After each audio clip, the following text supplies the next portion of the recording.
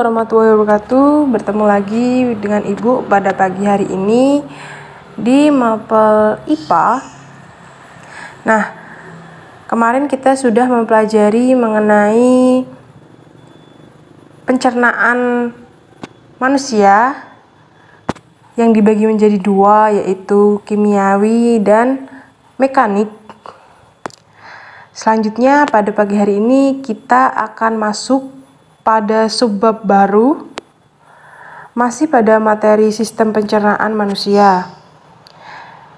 Kita akan masuk pada materi struktur dan fungsi sistem pencernaan makanan pada manusia. Untuk mempelajari lebih lanjut, yuk kita simak videonya bareng-bareng. Sistem pencernaan makanan berhubungan dengan penerimaan makanan dan proses agar dapat diserap oleh tubuh. Nah, alat pencernaan terdiri dari dua, yaitu saluran pencernaan dan kelenjar pencernaan. Nah, pada saluran pencernaan terdiri atas yang pertama ada mulut, ada kerongkongan, ada lambung, kemudian ada usus halus, ada usus besar, dan juga yang terakhir ada anus. Nah, sedangkan pada kelenjar pencernaan terdiri dari kelenjar parotis, lambung, pankreas, usus halus, dan juga hati. Selanjutnya kita masuk pada organ. Yang pertama ada mulut. Nah, di mulut ini terjadi dua macam proses pencernaan, yaitu kimiawi dan mekanik. Sedangkan terdapat komponen lidah, gigi, dan kelenjar ludah. Nah, fungsi lidah sendiri yang pertama adalah sebagai alat pengecap, membantu bersuara, menelan makanan, dan melumat bahan makanan yang kita makan. Nah, rasa-rasa yang dapat dirasakan yang pertama ada pahit, asam, asin, dan manis. Nah, kemudian gigi pada mulut ini berfungsi untuk alat pencernaan mekanik. Nah, gigi sendiri ada gigi seri, gigi taring, dan juga gigi geraham. Sedangkan kelompok gigi dibagi menjadi dua, yaitu gigi susu dan juga gigi tetap. Gigi susu biasanya pada waktu kita masih kecil sampai menjelang dewasa. Kemudian saat dewasa biasanya tergantikan semuanya oleh gigi tetap. Nah, di dalam mulut ini ada kelenjar ludah, berperan dalam mensekresikan air liur yang mengandung enzim pitialin. Nah, kemarin kita juga sudah sedikit mempelajari tentang enzim pitialin atau amilase ini ya. Nah, perannya adalah mengubah amilum menjadi glukosa. Nah, kelenjar ludah ini ada tiga kelenjar. Yang pertama ada kelenjar parotis, kemudian ada kelenjar sublingualis, dan juga kelenjar submandibularis.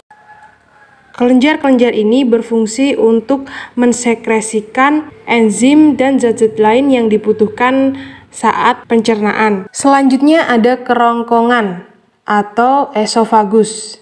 Nah, setelah makanan yang kita makan melewati mulut, kemudian akan melewati kerongkongan atau esofagus. Nah, esofagus ini memiliki gerakan. Gerakannya yaitu meremas atau mendorong makanan ke dalam lambung. Selanjutnya adalah lambung. Nah, organ ini berbentuk kantong yang terletak pada rongga perut sebelah kiri. Di lambung ini ada tiga bagian, yaitu yang pertama bagian atas, kemudian ada bagian bawah, kemudian ada bagian tengah. Lambung dapat mencerna makanan secara kimiawi maupun mekanik, seperti tadi di mulut. Getah atau enzim yang dihasilkan di lambung yaitu ada tiga. Yang pertama ada asam klorida atau HCl, yang kedua ada renin, kemudian yang ketiga ada lipase. Yang pertama ada asam klorida, berfungsi untuk mengasamkan makanan dan bekerja sebagai antiseptik dan disinfektan. Kemudian selanjutnya ada renin. Renin ini berfungsi mengumpulkan kasein atau protein susu. Kemudian ada lipase. Kegunaannya adalah mengubah lemak menjadi gliserol. Setelah makan melewati lambung, selanjutnya makanan menuju usus.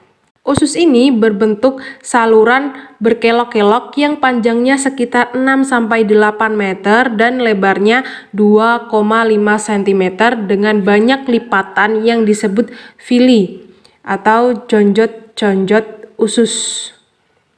Nah, untuk panjang bagiannya yang pertama ada usus 12 jari, panjangnya sekitar 25 cm, kemudian ada usus kosong yang panjangnya kurang lebih ada 7 meter, kemudian ada usus penyerapan yang panjangnya 1 meter. Di usus 12 jari nantinya terdapat dua muara saluran, yaitu saluran empedu dan saluran pankreas. Pada bagian jejunum atau usus kosong tadi, makanan mengalami proses pencernaan kimiawi yang dibantu oleh beberapa enzim, yaitu enterokinase, laktase, maltase, peptidase, sukrase, dan enzim lipase. Selanjutnya menuju ilium. Nah, di ilium ini terdapat villi yang berfungsi untuk memperluas bidang penyerapan sari-sari makanan yang kita makan tadi.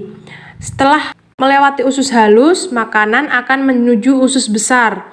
Nah, usus besar ini terbagi menjadi dua bagian, yaitu usus tebal dan juga poros usus. Pada usus tebal ini berfungsi melakukan penyerapan air berupa garam dan glukosa. Nah, di usus ini terdapat bakteri yaitu coli untuk membusukkan makanan dan membentuk vitamin K dan B12 pada usus. Kemudian poros usus atau rektum. Nah, rektum ini panjangnya 10 cm bawah dari usus tebal.